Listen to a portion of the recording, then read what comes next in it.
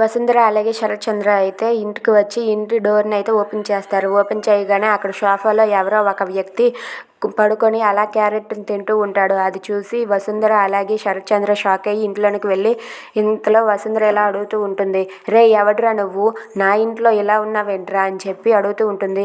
Madam madam madam ఒక్క నిమిషం ఆగండి, మేడం మేడం బయటకు రండి అని చెప్పి మాలిని అయితే పిలుస్తూ ఉంటాడు. ఇక మాలిని అయితే రూమ్లో నుండి బయటకు వస్తుంది. అది చూసి వసుంధర అలాగే శరత్చంద్ర అయితే కూల్ అవుతారు.